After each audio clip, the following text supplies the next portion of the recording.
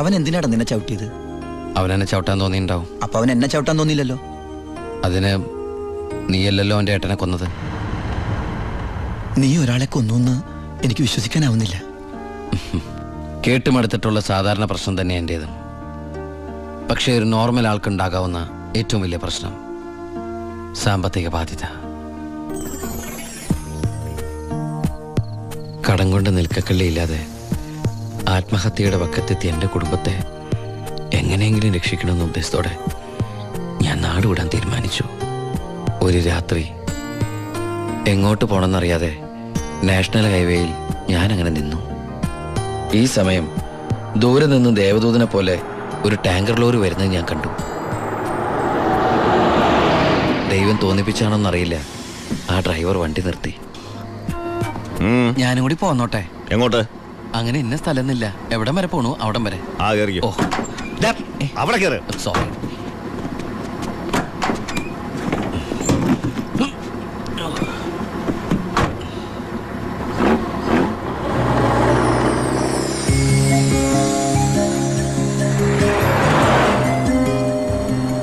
എങ്ങോട്ടാ? പോലീസ് പിടിച്ചില്ലെങ്കിൽ എത്തേണ്ടടുത്തെത്തും. പോലീസോ? അതെന്താ എന്റെ വണ്ടിയില്? സ്പിരിറ്റ്. സ്പിരിറ്റോ?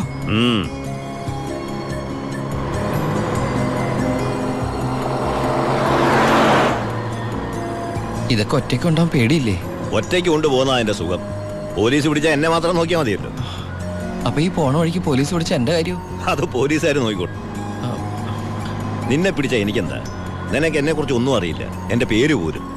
എന്താ ബായുടെ പേര്? അത് വേണ്ട, എന്നാലും പറ ബായ്. നീ ഇപ്പൊ എന്താ വിളിച്ചത്? ബായ്. ബായ്, അത് തന്നെ വിളിച്ചാ മതി.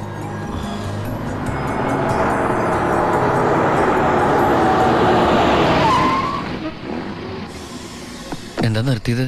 എന്നെ ഇറക്കി വിടാനാണോ? ഏയ് ദാ പുണ്യാളന് നേർച്ചയിട്ട പാതി അങ്ങേര് നോക്കിക്കോളൂ. പോവോ?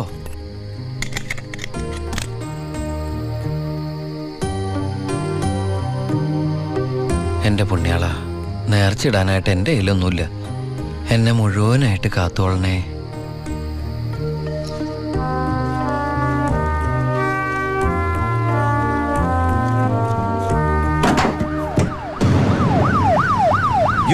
പോലീസ്. അയ്യോ,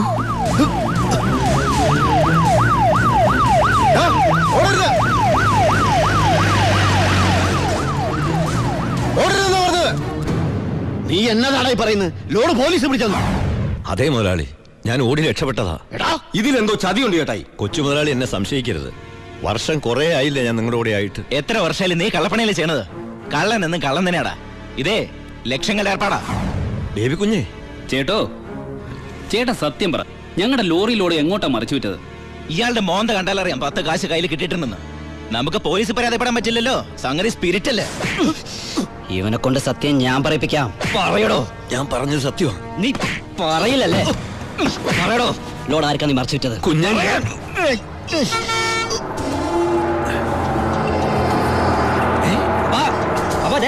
ലോറി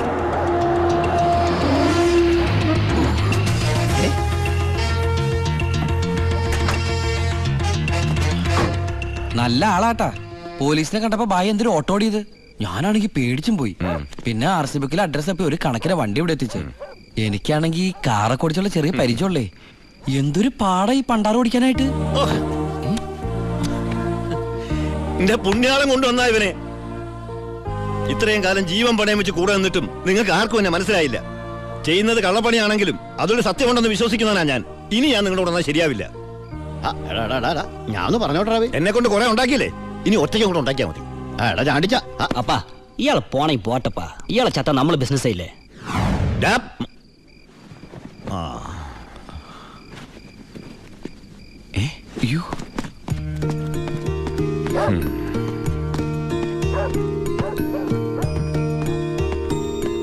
നീ എങ്ങോട്ടാ? ബായ് എങ്ങോട്ടാ? എങ്ങോട്ടെങ്കിലും. എന്നാ ഞാനും എങ്ങോട്ടെങ്കിലും. വാ. ബായ് സത്യമുള്ളവനാണെന്ന് എനിക്ക് തോന്നി. ഞാൻ അയാളുടെ കൂടെ കൂടി. ബായ്ക്ക് ഭാര്യയുണ്ട്, മകനുണ്ട്. മകനെന്ന് പറഞ്ഞ ബായ്ക്ക് ജീവനാ. ശിവന് കുറച്ച് ചോറിട്ടോടി. ശിവനല്ല, ഉണ്ണി. ചോറ് വേണ്ട, അതിന് പകരം പപ്പടം എടുത്തോളാം. നമ്മുടെ പരമശിവത്തിന്റെ നല്ല ഛായയില്ലടി ഇവന്. എനിക്കും കണ്ടപ്പോഴേ തോന്നി. ആരാ ഈ പരമശിവം? പണ്ട് ലോറി താവളത്തിൽ നിന്ന് കിട്ടിയതാ അവനെ. പിന്നീട് എനിക്ക് എന്റെ സ്വന്തം അനിയനെ പോലെയായി. 4 കൊല്ലം മുമ്പ് ഒരു ലോറി ആക്സിഡന്റിൽ അവൻ. ഇന്ന് വഴിയോരത്ത് നീ നിൽക്കണ കണ്ടപ്പോ ഞാൻ അവനെ ഓർത്തുപോയി. അതാ നിർത്തിയത്. എന്നെ ആ അനിയനായിട്ട് കണ്ടൂടെ? അതിനെന്താടാ ശിവ? ശിവനല്ല, ഉണ്ണി. എനിക്ക് നീ ശിവൻ തന്നെയാ. അങ്ങനെ ഉണ്ണി എന്ന ഞാൻ ബായിക്ക് ശിവനായി. ബായിക്ക് ഈ പരിപാടി സ്വന്തമായിട്ട് തുടങ്ങിക്കൂടെ? നീ വിചാരിക്കും പോലെ അത്ര നിസ്സാരമല്ല കാര്യങ്ങള്. ഇത്രയും കാലത്തെ എക്സ്പീരിയൻസ് വെച്ചിട്ട് ഒരു ലോഡ് ഒപ്പിക്കാൻ ബായിക്ക് പറ്റില്ലേ? അത് പറ്റും. പക്ഷെ എങ്ങനെ കടത്തിക്കൊണ്ടുപോരും? ചെക്ക് പോസ്റ്റിലൊക്കെ നല്ല കാശറിയണം. അതെവിടുന്ന്? ഒന്ന് ഞാൻ പറയാം. സാധനം കിട്ടിയ കാശ് മുടക്കില്ലാതെ ചെക്ക് പോസ്റ്റ് എടുത്തുന്ന കാര്യം ഞാൻ ഏറ്റു. അതിനുള്ള ചില നുണുക്ക് വിദ്യകളൊക്കെ എൻ്റെ കയ്യിലുണ്ട് ബായി. ആ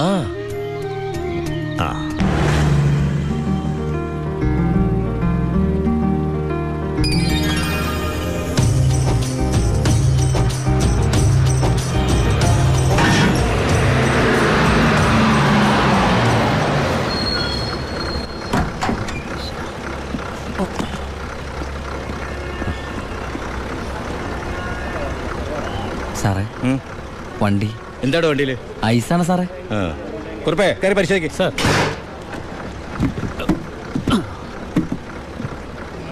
നന്നായി പരിശോധിക്കണോ? സാർ സാറേ പെട്ടെന്നായിക്കോട്ടെ, അല്ലെങ്കിൽ ഐസ് ഇപ്പൊ ഐസ് വാട്ടർ ആവും. സാറേ ഇത് ഫുൾ ഐസാ. ആ അടച്ചേക്ക്. ഓ ചാടിക്കോ ചാടിക്കോ, അല്ലെങ്കിൽ ഐസാവും.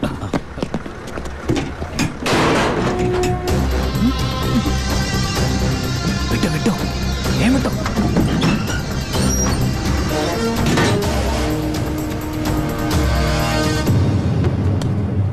പെട്ടെന്നാവട്ടെ. ശിവ, ആ എന്റെ പുണ്യാളച്ചോ, നീ ഇങ്ങ് എത്തുന്നത് വരെ ഞാൻ മുള്ളേ നിൽക്കായിരുന്നു. സ്പിരിറ്റ് എന്തേടാ? ദാ ഇതൊക്കെയാ. ഈ ഐസ് കിട്ടേ? ഞാൻ കാണിച്ചു തരാം.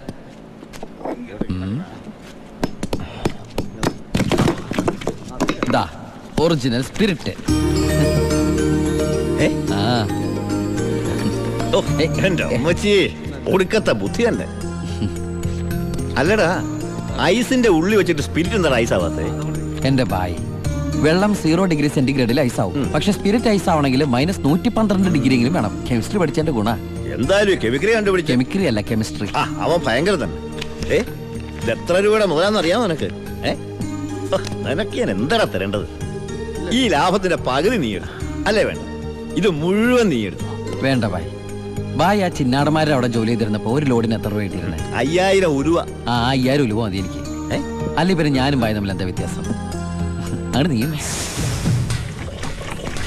പല അടവുകൾ ഉപയോഗിച്ച് വാളയാർ ചെക്ക് പോസ്റ്റ് വഴി പലതവണ ഞാൻ സ്പിരിറ്റ് കടത്തി. ഒരു നാൾ പിടിക്കപ്പെട്ടു. ചെക്ക് പോസ്റ്റുകളിൽ ഞാൻ പണം വാരിയെറിഞ്ഞു. ഉദ്യോഗസ്ഥന്മാരിൽ ഭൂരിഭാഗവും എൻ്റെ സ്വാധീന വലയത്തിലായി. പിന്നെല്ലാം അവരുടെ അനുവാദത്തോടെയായി. ബായിക്ക് വീടായി, കാറായി, ലോറികളായി. ബായിയുടെ വലങ്കയായി ഞാൻ അവിടെ പരമശിവം എന്ന പേരിൽ അറിയപ്പെട്ടു. വാളയാർ പരമശിവം.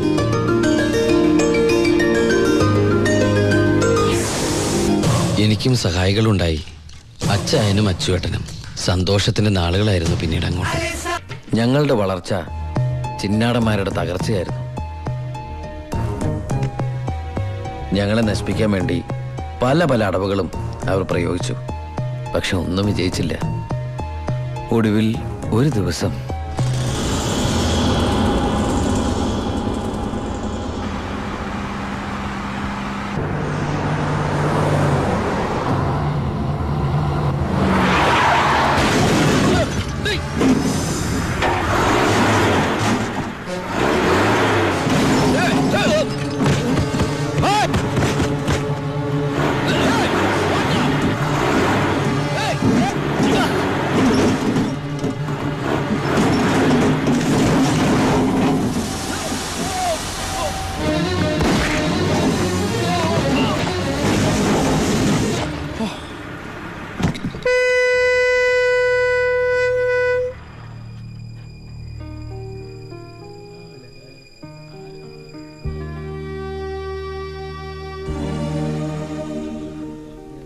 പോലീസ് കേസെടുത്തു. കാറ്, തോക്ക് തുടങ്ങിയ തെളിവുകളൊക്കെ ഭായിക്കെതിരായിരുന്നു. ഭായിക്ക് വേണ്ടി ഞാൻ കുറ്റേറ്റെടുത്തു. എന്തിന്? ഭായിക്ക് ഭാര്യയുണ്ട്, മകനുണ്ട്. ഞാൻ ബാച്ചിലറല്ലേ. ഒന്ന് ജയിലിൽ കയറി ഇറങ്ങിയാലും എനിക്കെന്ത് സംഭവിക്കാൻ? പാവം ഭായ് എനിക്ക് വേണ്ടി ഒരുപാട് കാശ് ചെലവാക്കി കേസ് നടത്തി. അതുകൊണ്ട് എൻ്റെ ശിക്ഷ 4 കൊല്ലമായിട്ട് കുറയ്ക്കാൻ ഭായിക്ക് സഹായിച്ചു. ഈ ഭായിയാണ് ഞാൻ ദുബായിൽ നിന്ന് കാശ് അയക്കുന്ന പോലെ മാസാമാസം കാശ് എൻ്റെ വീട്ടിലെത്തിക്കുന്നത്. എൻ്റെ കുടുംബം അവിടെ ഹാപ്പി. അതുകൊണ്ട് ഞാനിവിടെ ഹാപ്പി. ആ പരമശിവത്തിന്റെ പരോൾ സാങ്ഷൻ ആയിട്ടുണ്ട്. ഓ, ആള് കുഴപ്പക്കാരനൊന്നുമല്ലല്ലോ. അല്ല സാർ. തനിക്ക് എന്താണോ അയാളുടെ കാര്യത്തിൽ ഇത്ര ഇൻട്രസ്റ്റ്? അവനൊരു പാവമാണ് സാർ.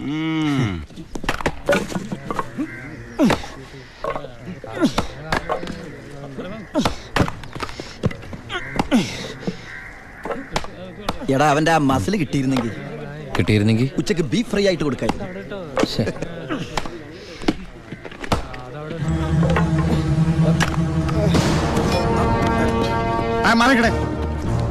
എന്തു പറ്റി?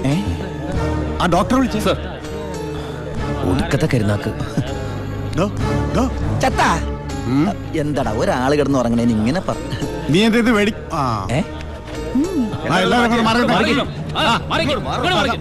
പുറകോട്ട് പറയും. ആ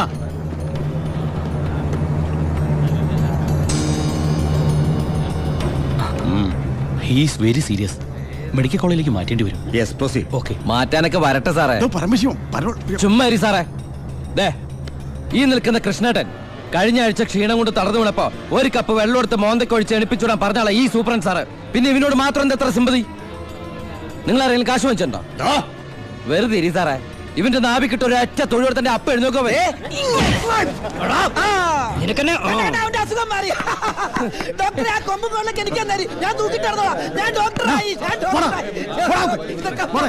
ദിവാകരൻ മോനെ അവന്റെ പരോളിന്റെ പേപ്പർ കണ്ടത്. ഇവന് 14 ദിവസം വേണ്ട, 5 ദിവസം മതി. പാടോ. എടാ ചിന്നാടാ, നീ ഇവിടുന്ന് മുങ്ങിയാ പിന്നെ എന്നെ ആരാ ഇതിനകത്ത് വെച്ച് കൊല്ലുക?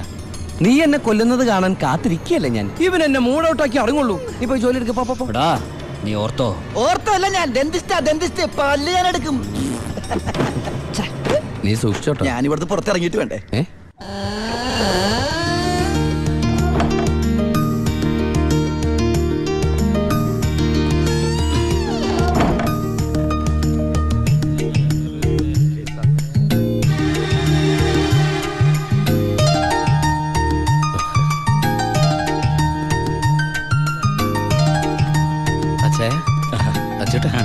സുഖല്ലേ? ബായി കാശും കാറിന്റെ താക്കോല് ഏൽപ്പിക്കാൻ പറഞ്ഞു. ബായി ലോഡ് അയക്കുന്ന എന്തോ കാര്യത്തിന് ബോംബെ പോയിരിക്കുക. വരാൻ കുറച്ച് ദിവസം കഴിയും. നേരെ വീട്ടിലേക്കായിരിക്കും അല്ലേ? ആ എല്ലാരും ഒന്ന് കാണണം.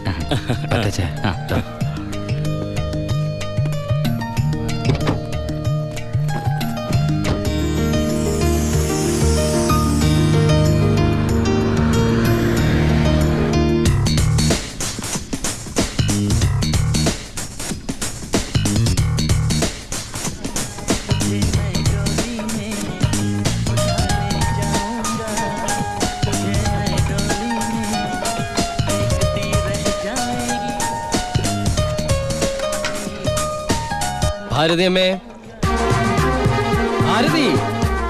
ഉണ്ണി,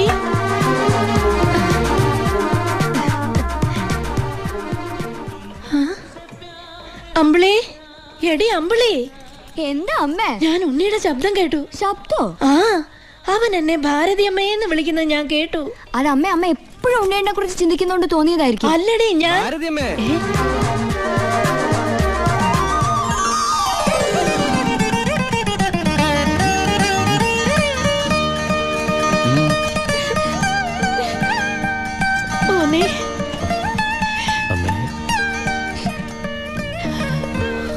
ഉണ്ണി,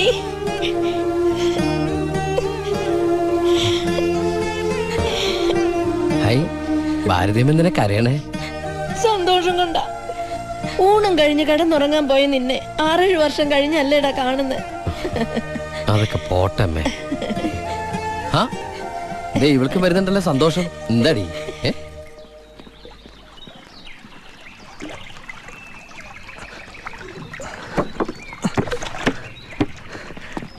ഉണ്ണിയേട്ട വന്നു. ഓർക്കാപ്പുറത്തല്ല അമ്മ ലീവ് കിട്ടിയത്, അതുകൊണ്ട് ഒരുപാടൊന്നും വാങ്ങാൻ പറ്റിയില്ല. ഇതാ അമ്മയ്ക്ക് ഷുഗറും പ്രഷറും നോക്കാൻ, പിന്നെ നിനക്ക് മിഠായി, ഓടി CD. ഏട്ടാ എടാ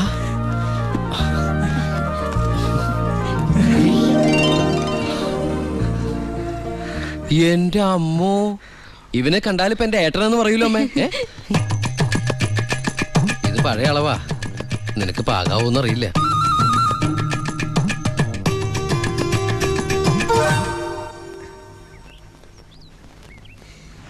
നീ പിടിച്ചേ.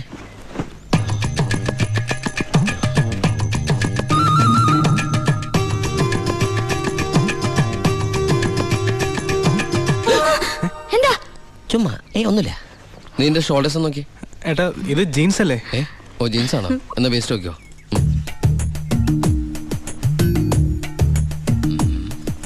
ഞാൻ നിനക്ക് വേറൊരു സാധനം കൊണ്ടുവന്നുണ്ട്. നമ്മുടെ അനിയത്തി. ഇവളല്ല, അപ്പുറത്തെ.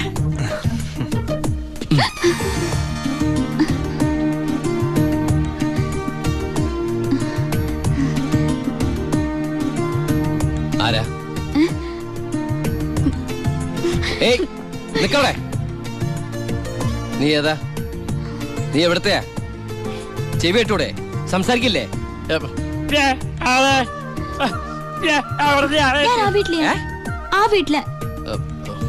അതെന്റെ വീടല്ലേ? ഏട്ടാ നമ്മുടെ പുതിയ വാടകക്കാരാ. ഓ